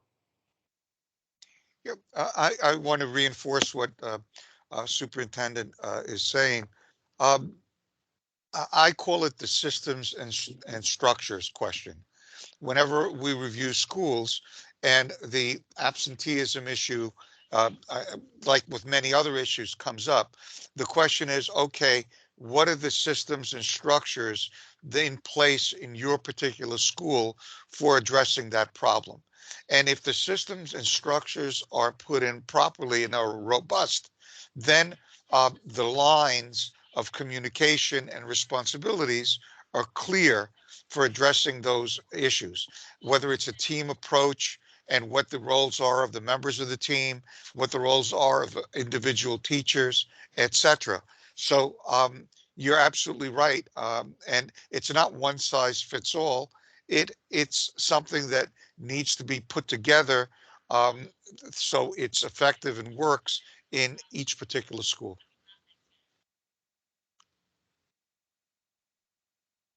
Okay, Francis, I see that you had your hand up. Good morning. I'm just wondering, and I don't know how complicated this might be, but I'm just wondering if there was a schedule that parents receive to know what their kids are going to be learning in the beginning of the school to the middle of the school, that they would really see the importance of not missing classes. I think the fact that they don't know what's being taught in schools, that they don't know when their child is absent, what they're going to be missing. Almost like when you have the menu of the food and you know exactly what your child's eating. Parents do look at that, and then they know if the child doesn't like something, then they'll send something in. So I'm just wondering if that would be a tool that might help parents understand, look, if you miss school, and like especially parents who use vacationing as one of part of the absenteeism, right? This is not a good month because you guys learn. But if you show that the calendar is always showing that they're learning something, that may be a tool to help them know not to miss school. Yep. Okay.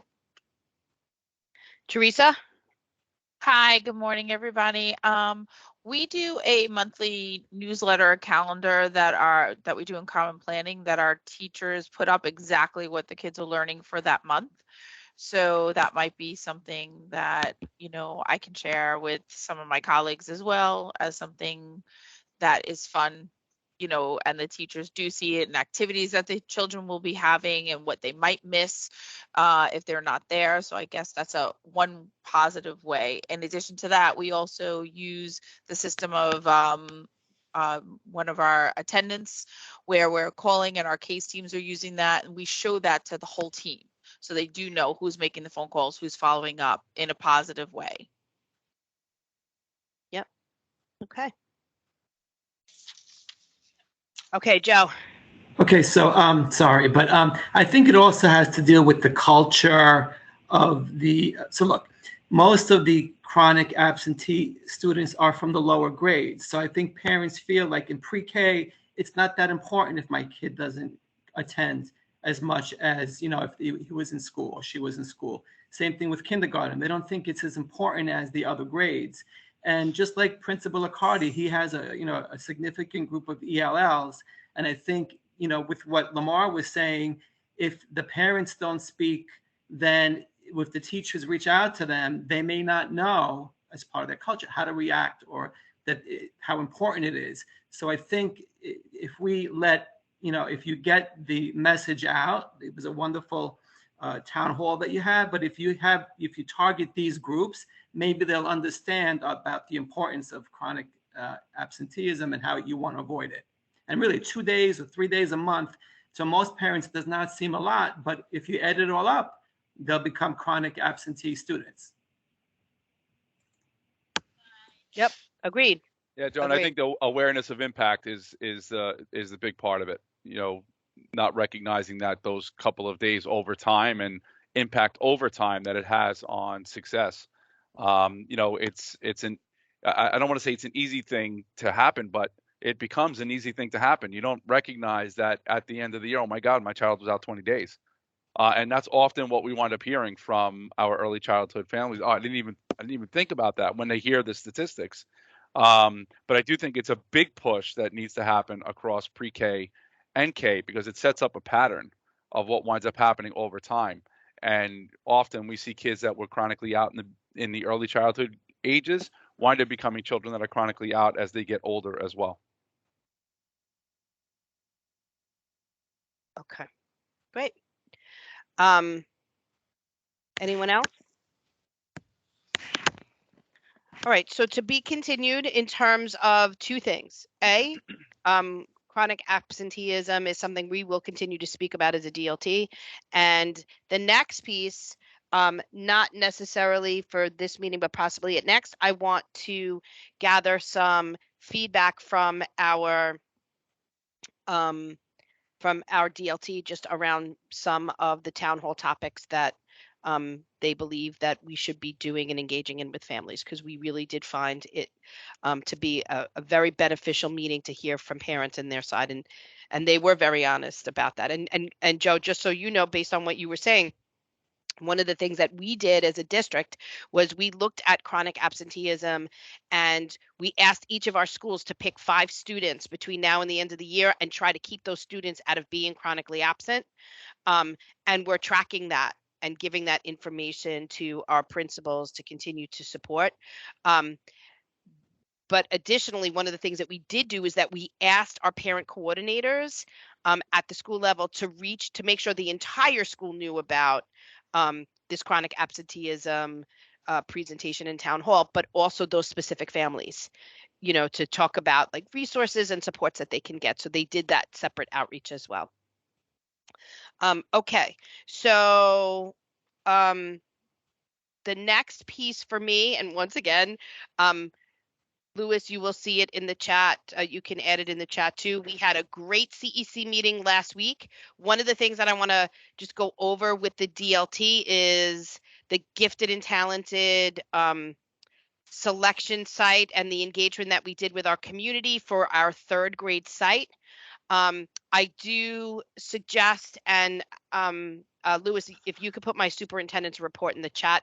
One of the things that I do go over as part of my meeting was how they're going to select students for both the kindergarten and the 3rd grade program. So the kindergarten program is an assessment that is done across all of our pre-Ks in the district, and recommendations are made based on this assessment.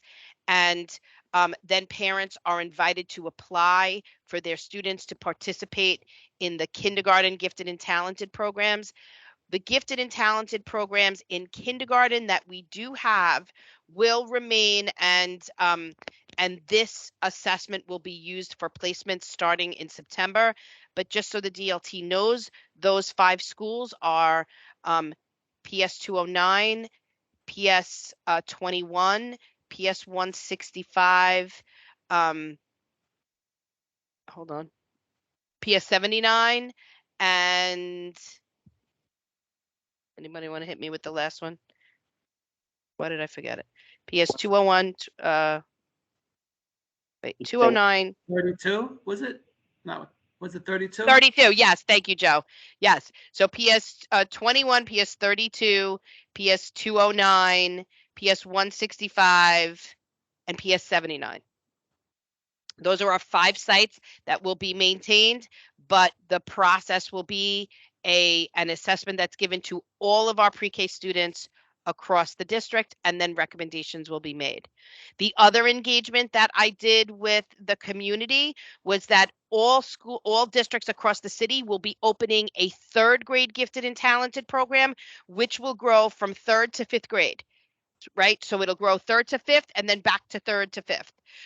So because we were an overcrowded district, I gave a list of recommended sites based on building utilization.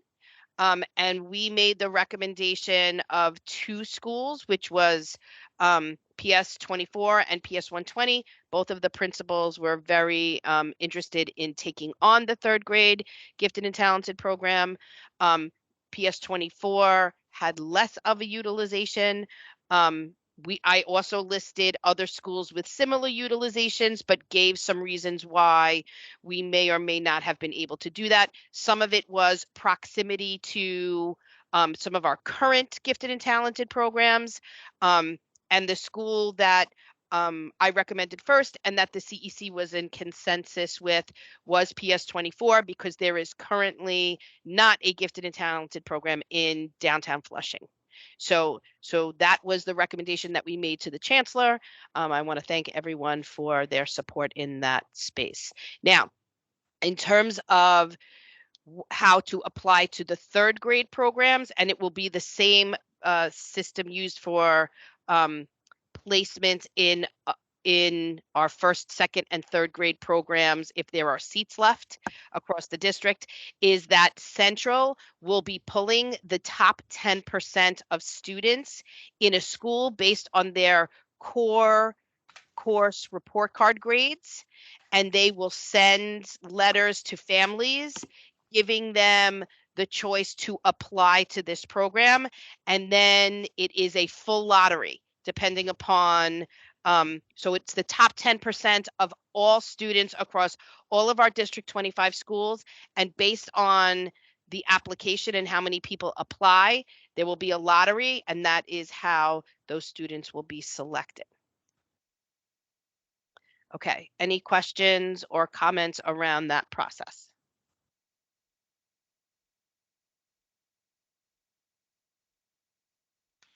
Okay, Francis, I don't know if your hand is still up from the last. Yeah, sorry, I have to lower it. Okay, that's fine. All right, so the final part of my report, I'm going to turn it over to Dr. D'Antona. He's going to do a very brief 2023 draft goal engagement to really talk to you about what we're thinking about. We will be presenting this to our principals because, as you know, SLTs do need to do preliminary goals by the end of June for the 2022-23 CEPs at the school level. So we wanted to give them sort of a district perspective. But Gus, as we say every year, it is a really crazy time to do that because we're still waiting for a lot of data. But Dr. D'Antona will talk about that. So I'll turn it over to you, Dr. Mike. Great. All right, everyone. So make sure I can see everyone. Okay. So just a couple of things that we're going to talk about, just end-year assessments, where we are with end-year assessments, and then kind of talking about our current goals to give us a kind of a picture of where we might want to go in 22-23. So let's kind of have at it. So the end-year iReady Acadience assessments are open up, actually start today, May 9th, and they close on June 3rd. There will be a 1-week window that extends through Friday. Whoops, that should be the 10th. Sorry about that. The 10th or the 11th. I screwed up one way or the other. I'll fix that. I'm not sure which one. So I'll fix that date. But it's that Friday of June 10th or the 11th is when the window closes for those assessments. In terms of children that were absent, they give them 1-week cushion for any children that were unable to be assessed at that point. And then the DESA assessment, which is around social emotional learning, opened up last week and extends through June 9th. So for our SLTs, we talked about this during the SLT training in March, just things that our SLT should also be doing, making sure that they're talking about what the data tells them, what it might not tell them, strengths, areas for improvement based on what their goals were. There should be that connection to the data that is received. We will do that in June, as today is day 1 of the end-year assessment period. In conjunction with when we receive the New York State assessment results, hopefully sometime in midsummer. It varies in terms of when we wind up receiving it. The earliest I ever saw it was in late July. Latest I've ever seen it sometimes extends into October. I'm hoping we're not in that kind of a space, but time will tell in terms of that. But schools should have enough data to start making really good decisions or preliminary decisions around where they're going to go for next year. And a lot of that lies in the iReady Acadience assessments that they're being administered during this window between May and the first week in June. So really important that you guys are aware of that and are engaging in those conversations at the school level around where it is that our students are performing in relationship to our goals and standards that we're expected to meet within each individual grade level from all schools. This is something I just want to show you that we do at every single one of our AP meetings, every single one of our counselor meetings, every single one of our principals meetings are always dedicated. We have a little bit of time dedicated towards looking at our chronic absenteeism rates. One of the things that we should know and why it's so important for us in terms of mindset for next year and maintaining and building into our goals for next year, and certainly receiving feedback from all of our community members around tackling this in a consistent, sustainable way across our schools. The rates are certainly higher than what they typically would be during a regular year for our schools. Certainly elevated during the pandemic. There's no question about it. Our rates are around a little under 19% overall for the district, which is elevated rate. But just to show you what it is that we do, every single month, I put out a document for all of our schools so they can look at where their current rates are in relationship to chronic absenteeism rates for their subgroups across the district. So we do this so that they have a point of reference for their own school and can drill down a little bit further in terms of what their rates of chronic absenteeism are. We do this in multiple ways. We have schools that from the 18-19, from the 19 ESSA status that would have been declared a level 1, and then give them their relationship. So you can see this has been done all the way through the year. But it is something that obviously we have a real need for as a district. So just bear that in mind as we're going through things that we might want to look at moving forward as a district community. So our current goals, as shared in March and in April, we look to be on track to meet the expectations of the goals that we had originally set for that 5% increase in performance based on iReady from beginning of the year to end of year, especially in context of our targeted subgroups. We do seem to be on track. We will have a further data set available for all of you on our meeting date in June with all updated stats for our district. So our focusing on early childhood, we will have iReady. We'll also have the Acadience results as well for the focusing on early childhood literacy. We will have the ensuring our students are college and career ready. We will have those stats in terms of performance in relationship to math as well for our students with disabilities, the same. The DESA assessment is just underway. We will have the results in terms of any relationship to improvements in terms of MTSS for our English language learners. We do have 2 share fairs that will be underway in May and June. One for the social action projects that we encourage all of our schools to do, not encourage, that we expect all of our schools to do by the end of the year. So we had all of our schools participate in the Civics for All work with the exception to one school. So 33 of our sites engaged in the Civics for All training. So there's the expectation that social action projects have been occurring throughout the year, and most definitely by the end of the school year, as many of our schools engaged in that last part of the training, I believe was in February or March in terms of the organization of those social action projects. So there is an anticipation for that. And then we will be doing an end year share for the developing of digital citizens, and that's our work with Apple.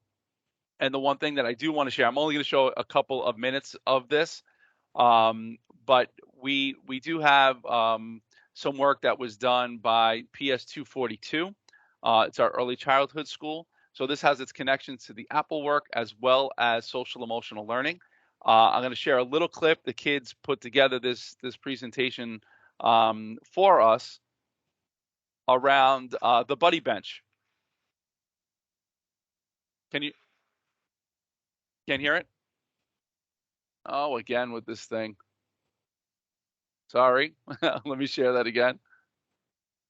And I have to click the sound button. And I can't share sound. Why can't I share sound?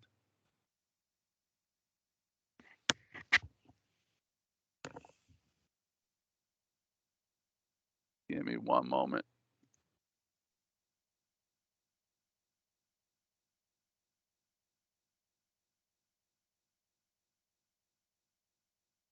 Okay, can you guys hear me?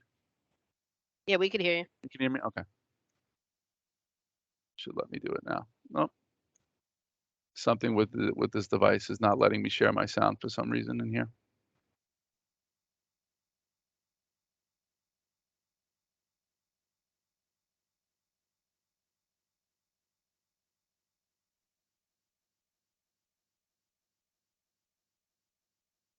Okay, well, Lewis, can you do me a favor, please? Because there's something with my computer that's not allowing me to do Can this. Can you do me a favor? You can just put it on your end. Yeah, I just don't. I need the presentation. It doesn't have Just the the first 3 minutes or so. It doesn't have the presentation. Yep. I just sent them the link to the video. Okay. Yeah. Okay.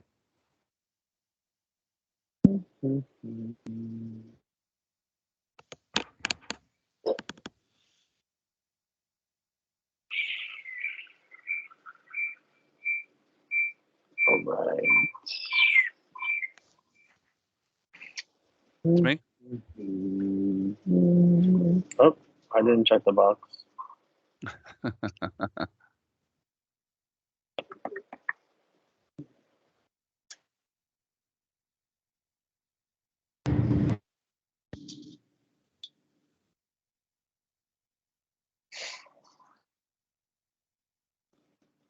don't know if it's gonna work. Let me know if you can hear. Okay. Yep.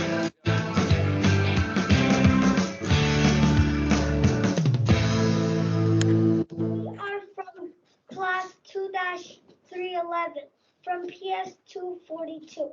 Our names are Sylvia, Ryder, and Arthur. We are going to teach you about our Buddy Bench project. We started this project because we were learning ways to solve problems that might happen. One problem was not having friends to play with.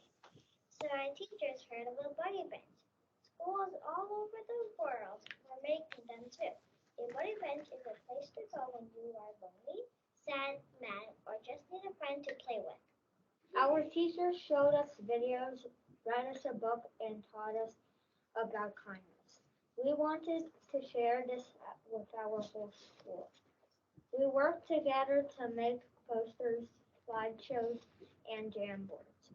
We hung the posters up. We taught other classes using our slideshows and jam boards. We wanted the students of PS 242 to show kindness. So we created a bingo board with acts of kindness. For every bingo, students we gave them a friendship bracelet that we made. Kindness is growing at PS 242. We are learning art, math, letter writing, speaking, technology, and SEO skills through our Buddy Bench project. Hi, my name is Riley. All the students in our class made a jam or slideshow about the Buddy Bench to teach other classes about the Buddy Bench. We also all made posters to hang up all over school to spread the word. Here is my slideshow. What is a Buddy Bench? If you want to know about the Buddy Bench, read the next slide. 1. A place where you can make friends. 2. The Buddy Bench is for everyone. 3. You can go to the buddy bench when you come to a new school. For be a buddy, not a bully.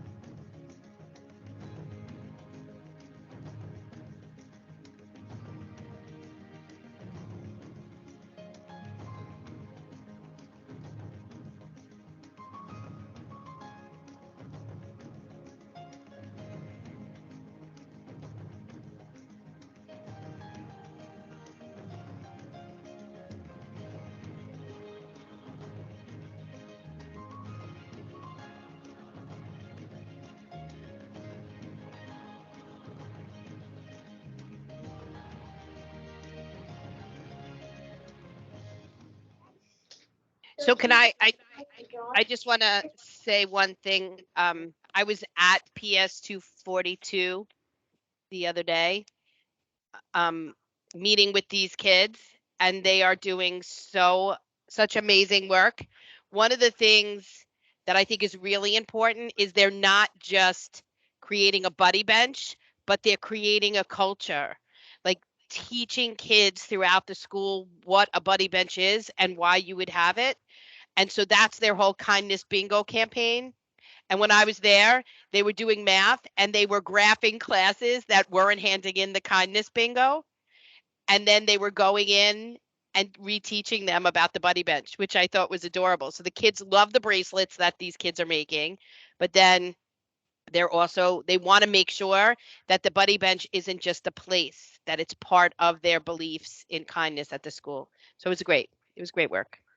Yeah, they're doing a really nice job, and it connects very much to the idea of promoting student voice and allowing the opportunity for them to use that voice inside of a learning experience that covers a variety of different elements. The rest of the video would have shown you how it also incorporated letter writing to the superintendent to invite her to the unveiling of this buddy bench, which will be in early June. Being able to design lessons for their peers, going into classrooms, teaching the kids of their peers around why there is an importance for this buddy bench in the building. So they have so many elements of learning that have gone into this that really promotes what we're looking for inside of our schools, and that's promoting that active student engagement, student voice in authentic learning experiences for them. So we're seeing more and more of this across our schools because of the professional learning that we provided and because of the goal that we established at the beginning of the year that our buildings really participate inside of this work. So we're Yep. really excited about that. Yep. So one of the things that I do want to say is that we wanted to give the DLT an idea of what we were thinking about and what we're going to be presenting to our principals around district-wide expectation. Next month, we will have a more clear understanding of what our data says, at least in terms of our end of year assessments.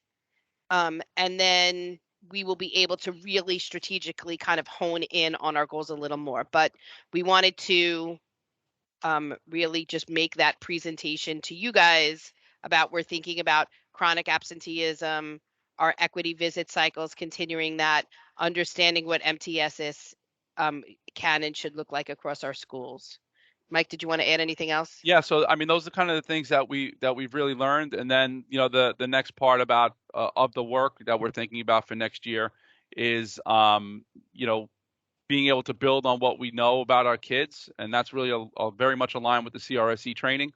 And that's what it's really all about, is knowing them well enough to make good decisions in our instruction, good decisions in our curriculum, focus on chronic absenteeism, use of our end-year assessments, particularly in literacy, to make sure that we're making really good, strong choices inside of our core instructional program and our Tier 1 interventions. So this chunk is really what we're thinking would be most appropriate for us to continue our work in, so that we maintain and build upon the things that we know, one, that we need, but also the things that we've seen successes in. We've seen a tremendous amount of success in our schools, really analyzing and using data in really more strategic ways.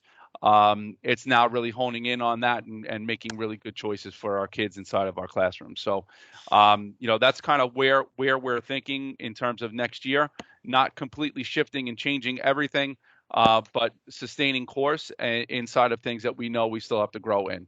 So it's not another layer of things that we have to get better at, but really getting really good at the qualities of the work that we've started this year.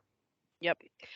So, Gus, I am going to ask this. I don't know if it's possible, but I do know. I want. Is there any way that we can put back your agenda items to next month?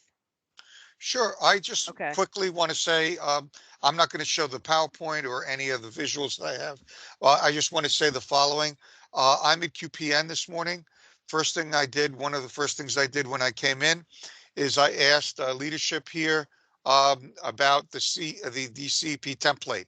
When am I going to get it? They indicated that we should have it for the June meeting. Okay, So I so wanted that's to let you perfect. know Yeah. that's what they tell me. Hopefully, I will have it to share, and as soon as I get it, I will pass it on to the DLT. The other thing that I wanted to mention is, as you know, all the schools are busily working on their CEPs. The deadline for completing a draft is June 17th. And the budget and goals alignment is a little later this year. They made it July 8th. And then in late July, later on, is the superintendent's certification of those, that attestation that the principals are going to do. My expectation is that you will exceed the deadline and meet it and be number 1 or 2 or 3 in the city, as you always are. And I just wanted to mention that I am always available to help any and all schools that might have I-plan issues, technical issues, or need any additional support for CEP development. The template is the same as last year, so there should not be a big learning curve in terms of completing it. But if anybody needs help, or even groups of schools, you let me know and we'll schedule training. I'm always available 24/7. Everybody has my cell phone and email address. So that's basically everything that I wanted to say, and we can pick it up in more detail next month. Perfect. Thank you so much, Gus. Okay, Bill, your superintendent's report for high school.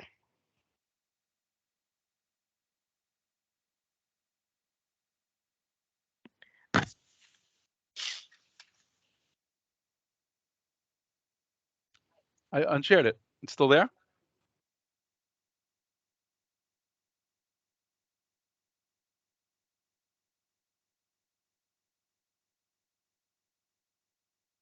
Bill, you have it to share? What do you want you want Lewis to do it? Oh, there you go.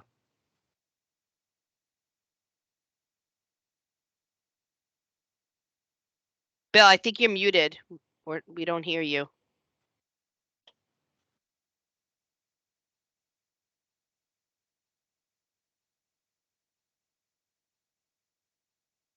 No, I think you have a mic issue. Maybe. Oh. Can you hear me now? Yep. All right. I guess the headphone is not working today. But you do see the report. Does everyone see the report? We saw the first page of the slides, and now we're seeing. It's open up to your email, Bill. Oh, let me slide it over. You see it now? Yep, you're good. All right. Double screen, no issues. All right. So for World Journalism Prep High School, the students had a broadcast team that won the first prize in the Lights, Camera, Save Ridgewood Savings Bank competition. And they're the first place in all of New York State. So we want to congratulate them. And the students are Claudio Court, Sam and Diego, and Miranda Jimenez.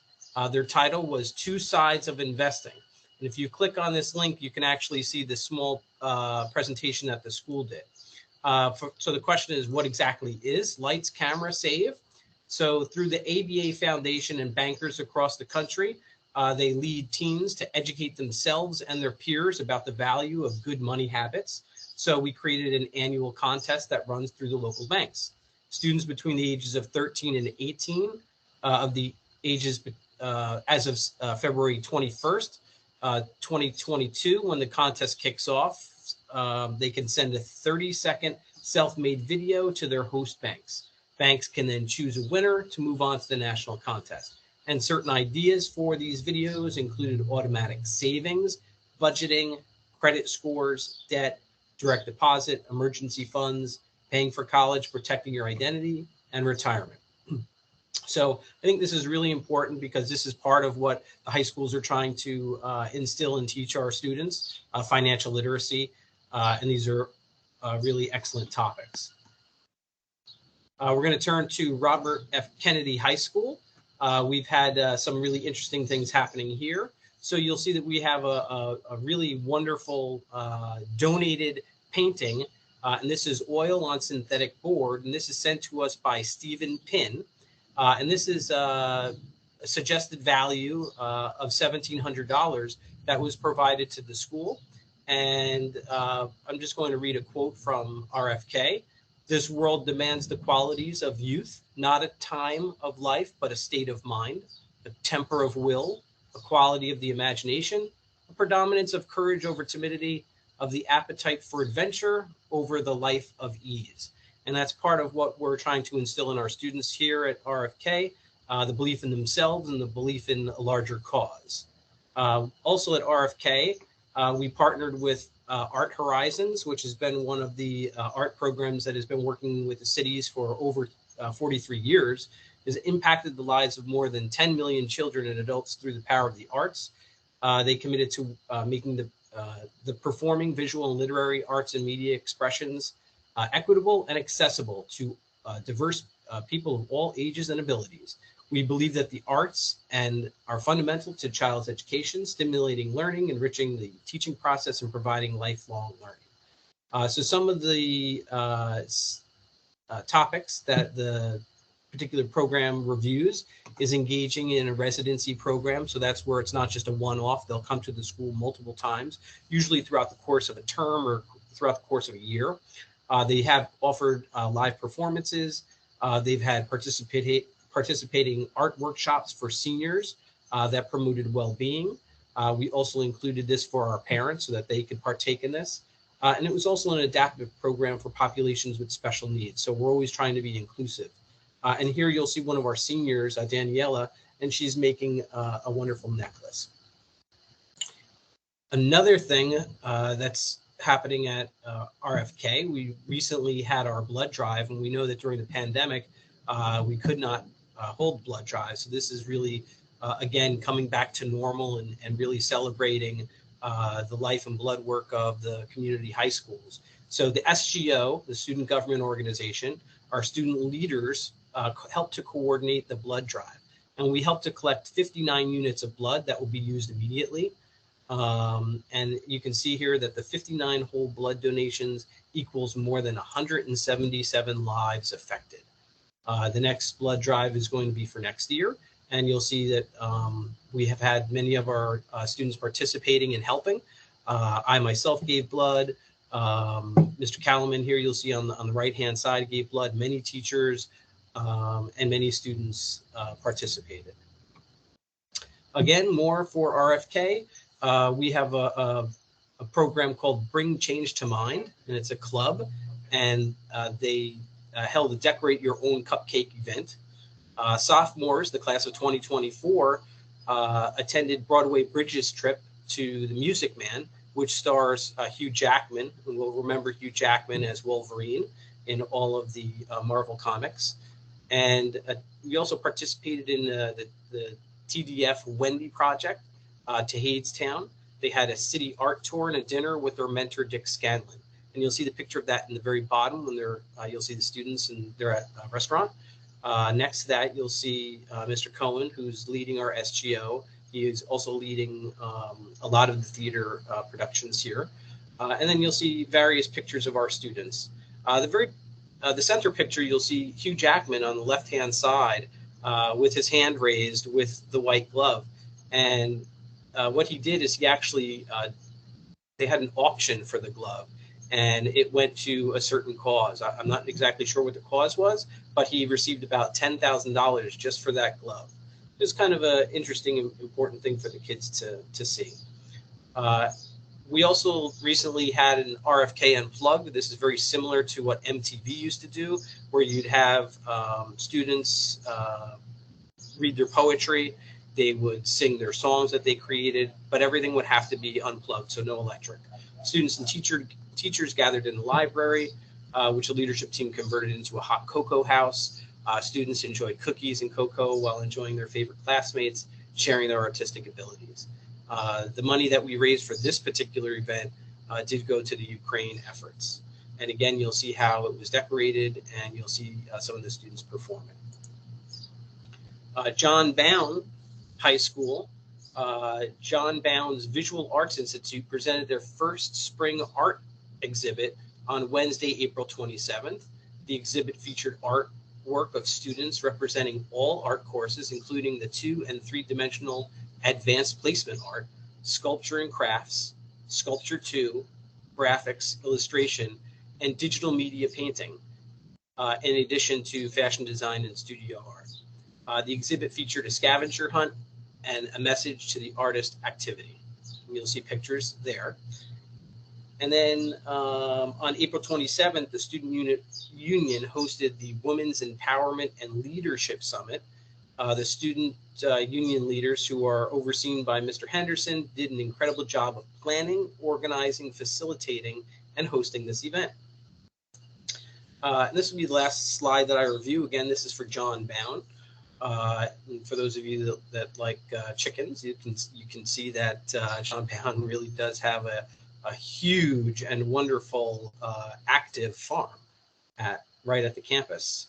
So part of their agricultural seniors, the Aggies as we like to call them, they're partnered once again with Grow New York City for a virtual workshop about the school farm. They had to register in the link below to see the tour of the farm. So if you have time later today, you can click on these links to review and have a deeper understanding of this. For this particular event, the tour was held by Christian Gilsees, the urban agriculturist, the founder of Cluck Cluck Moo Moo, and a student at John Bowne High School in Queens. John Bowne is located in Flushing, and it's the site of the historical landmark, as well as functioning farm stewarded by the high school students. And here's a little quote from Christian. "I'm thrilled to show you the program that got me to where I am today, the John Bowne Agricultural Program, the Aggies. I'm partnering with Grow New York City to showcase all of John Bowne's agricultural facilities that include a large barn, 4 bay greenhouses, hydroponic system, production fields. Additionally, they'll be doing a short demonstration on seeding to get everyone ready for the upcoming growing season. Tune in to learn more about this and other events in the heart of New York City." And then there's a Zoom link, school gardens at grownewyorkcity.org. And then lastly, one of the students has been accepted to participate in the 8th annual Queensborough Arts Festival Performing Arts Showcase. The musical piece that they're using is Tarantella in A minor by, I'm not going to even attempt that, and Yoon Chen Lin is the Computer Science Institute at John Bowne High School. It's a senior who's been accepted into MIT University to major in computer science. Yoon Chen Lin has also been awarded the Gates Scholarship. The Gates Scholarship is a highly selective scholarship. Each year, the scholarship is awarded to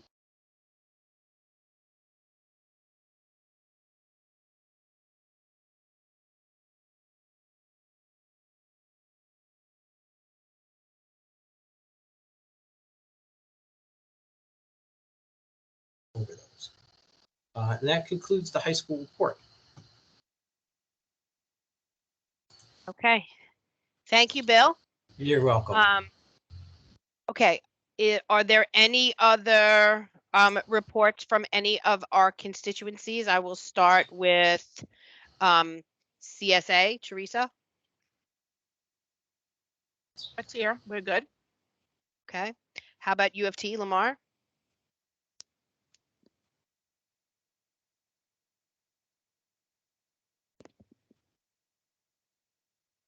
I don't know if he can unmute.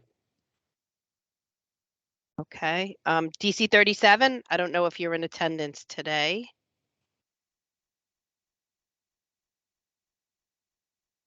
Okay. I know that Francis had to hop off, but Shirley from Queens High School President's Council, any report? Yeah, real brief. Saturday we were supposed to be elevating the high school voice part 1 series, but due to DOE tech issues, wasn't able to do the engagement, so it's going to be postponed.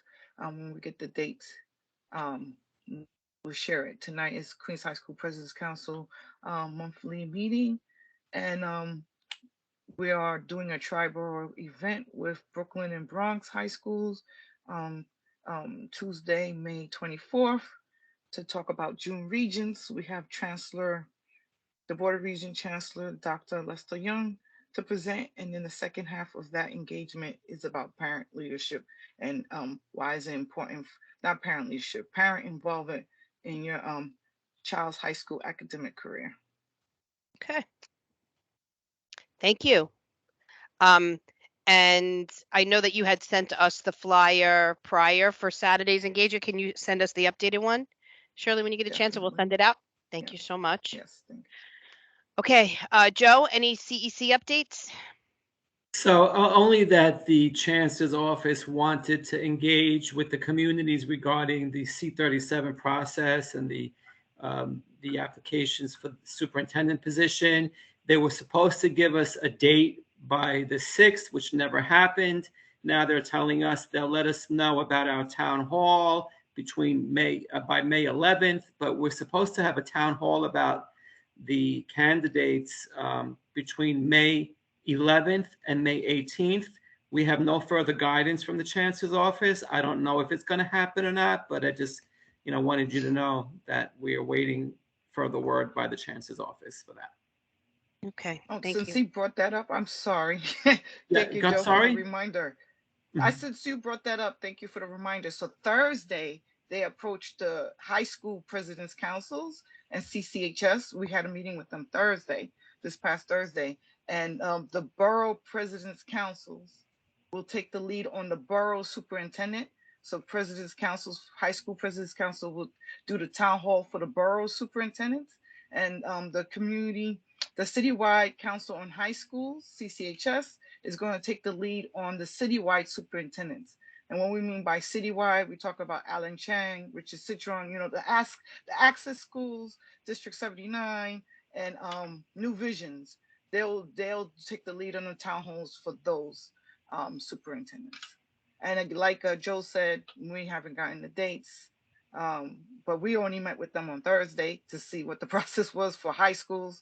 So we were supposed to hand in our dates, our choices of dates on the 6th, and waiting for a response. Okay. Thank you. All right. Any other constituents reporting? All right. Any new business?